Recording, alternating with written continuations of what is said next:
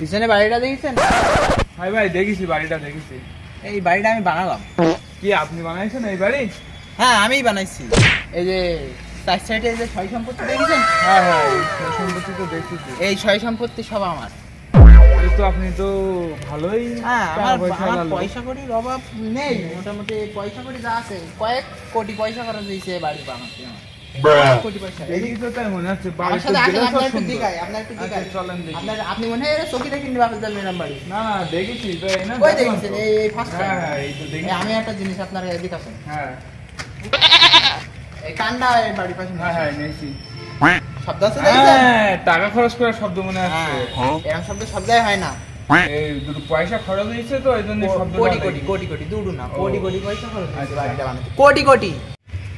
আর শুধু তো আমার এই বাড়ি না, মনে করো এই যে গ্রামগঞ্জে এই গ্রামে একটা মানুষের অভাব থাকতে দেয়নি, আমি অভাব দেখতে দেয়নি কারো। ভাই আমার ভাই ভাই ডাকে তোরা তোমরা আবার না তা কবে দিবি ভাই?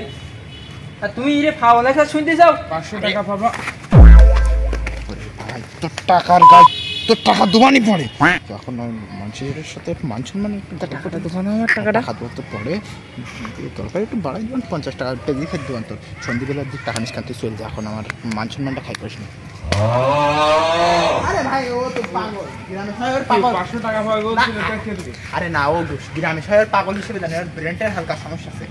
আমার কাছে টাকা পাবে, আমি তো মানুষের দান করি, আর আমার কাছে যদি কেউ পায় বলি যে দান সৎকার করে এত টাকা পয়সা এত মনে করে হালকা একটু মাথার সমস্যা আছে। আর আপনার সাথে কথায় কাঁদেন না, বাড়িটা একটু দেখেন। হ্যাঁ দেখেছি বাড়িটা দেখেছি। হ্যাঁ এই যে হাতের ঘড়িটা দেখেছিস?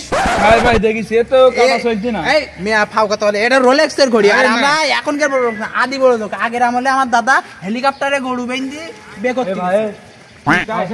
এত বড় লোক কি বলছিস? টাকা দিই 20 টাকা।